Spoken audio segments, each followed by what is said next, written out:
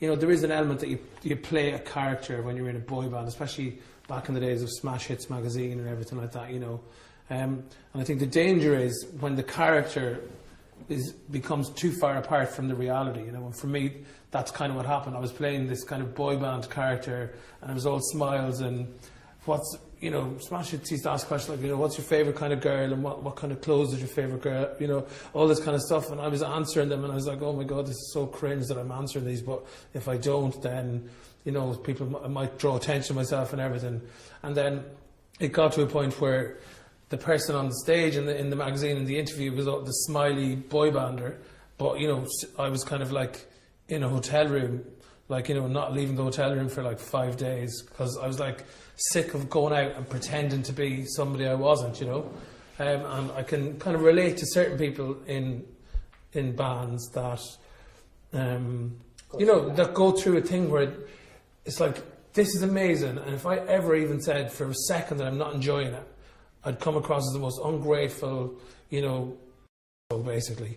And so I felt like it would have been really wrong for me to ever express that actually it's not all fun and games, you know.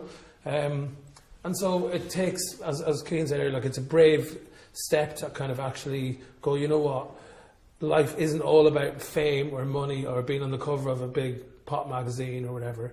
You need to make sure that you take care of yourself as a person as well. And now, coming back to 20 years later, you know, I feel like the person that's here today is the real me, and there's not really much of a difference between the person I am in the band and back home or whatever, you know.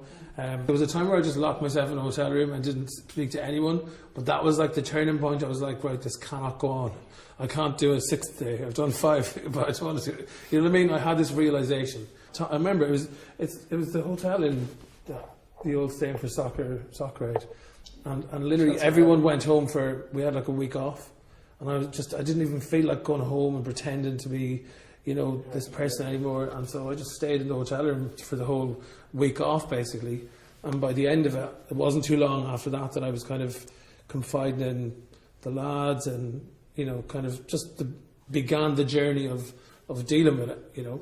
And it took a few years to get there. But the point is, it's dangerous because people play the part, you know, on Instagram or on TV or on the reality show or whatever. It's dangerous. If, like, you don't know what's going on. If you didn't feel like you had the support network around you, I suppose it probably would have. It could have gone down a very bad road. Well, you know, I think, imagine a solo artist, you know, that has a manager that just wants to make money out of them and don't care about them as a person. Yeah. Then you're in real trouble, you know. Sketchy one.